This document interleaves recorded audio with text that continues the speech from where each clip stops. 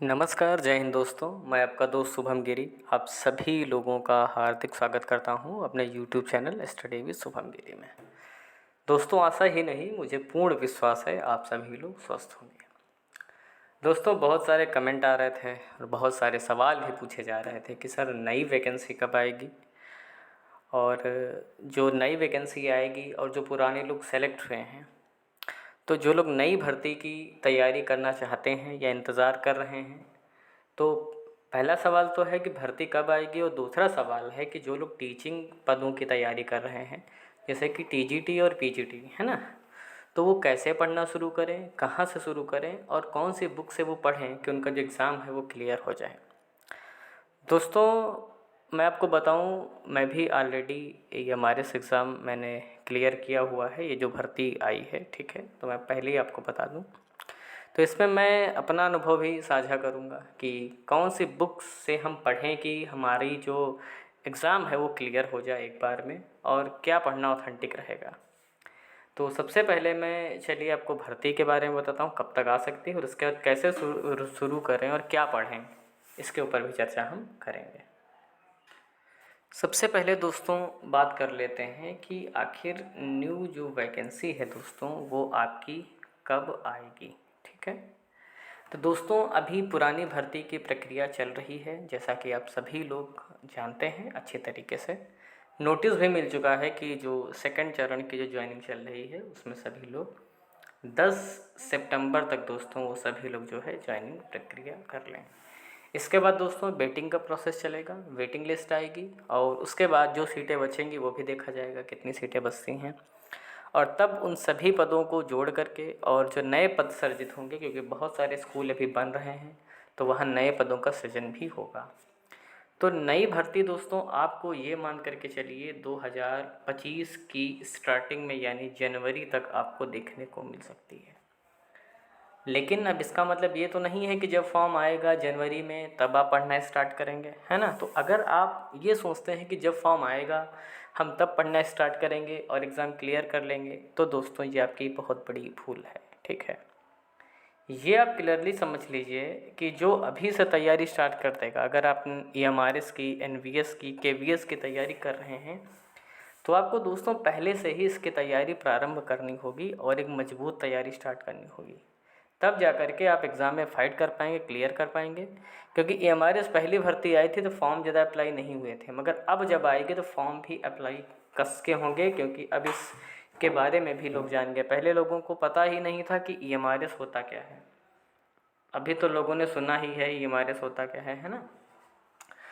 अब दोस्तों बात ये करते हैं कि एग्ज़ाम की तैयारी कहाँ से शुरू करें या मैंने कहाँ से की।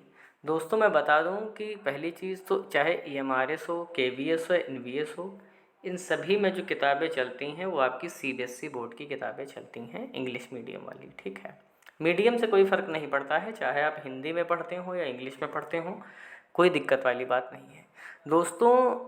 चाहे आप TGT की बात कर लें या दोस्तों आप PGT की बात कर लें, दोनों ही पदों की मैं बात बता रहा हूँ। चाहे दोस्तों TGT हो आपका और चाहे आपका दोस्तों PGT हो, एक बात दोस्तों आप क्लियर समझ लीजिए, इनका जो पिछली बार का जो पेपर सेटलमेंट हुआ था वो पूरा का पूरा दोस्तों आपका NCERT की किताबों से ही छपा था, ठीक है। यानी अगर आप पुराने पेपर्स आपको मिल सकते हैं या मार्केट से मिल सकते हैं, मिल भी जाएंगे, तो आप उसमें देखेंगे क्वेश्चन जो पूरे के पूरे रखे थे, मोस्टली क्वेश्चंस जो रखे थे वो सारे के सारे NCERT बेस्ड ही थे। तो सबसे पहले मैं बता दूं, अगर आप TGT और PGT के लिए तैयारी कर रहे हैं तो आप क्या करें, सबसे पहले NCERT की जो किताबें हैं 6 से लेकर के 12 तक आप पढ़ना स्टार्ट कर दें, ठीक है। और कम से कम दोस्तों 2 बार पढ़ें, एक बार में तो खैर नहीं इतना हो पाता है। कम से कम 2 बार आप अच्छे से 6 से 12 तक की सारी NCERT चट डालें, ये भी मैं बता दूं। और एक चीज़ मैं बता दूं कि जो लोग TGT की तैयारी कर रहे हैं, TGT में EMRS में चारों सब्जेक्ट आते हैं। यानी चारों सब्जेक्ट का मतलब ये है कि हिस्ट्री भी मिलेगी, इकोनॉमिक्स भी मिलेगी, पॉलिटिक्स भी मिलेगी, ज्योग्राफी भी मिलेगी, ठीक है। इन चारों सब्जेक्टों पर आपको बहुत अच्छी पकड़ होनी चाहिए। जैसे अन्य विभागों में क्या होता है, 2 सब्जेक्ट आपको सेलेक्ट करने होते हैं, EMRS में ऐसा बिल्कुल नहीं है। लेकिन फॉर्म भरने से पहले एक चीज़ आप समझ लीजिए दोस्तों, आपने कम से कम BA में 3 साल तक हिस्ट्री या ज्योग्राफी में से कोई एक सब्जेक्ट पढ़ा हो, और सेकंड सब्जेक्ट आपका चाहे पॉलिटी हो और चाहे आपका इकोनॉमिक्स हो, चलेगा, ठीक है, मगर इन दोनों में एक आपने कम से कम 3 साल तक पढ़ा हो। तो सबसे पहले दोस्तों कहाँ से स्टार्ट करें, मैं कह रहा हूँ NCERT की किताबें दोस्तों पढ़ना स्टार्ट कर दीजिए अभी से, और कम से कम उनको 2 बार, और कोशिश करिए 2 से लेकर के अगर आप 3 बार पढ़ लेते हैं तो बहुत अच्छा रहेगा, तो आपकी पकड़ बहुत मजबूत हो जाएगी। क्योंकि अगर आपने दोस्तों NCERT मजबूत कर ली तो आपकी जो 50% जो आपका सिलेबस है यहीं पर कंप्लीट हो जाएगा। उसके बाद आप राइटर्स की जो किताबें हैं वो पढ़ सकते हैं, और इन्हीं किताबों को पढ़ने की वजह से ही दोस्तों मेरे एग्ज़ाम्स लगातार निकले।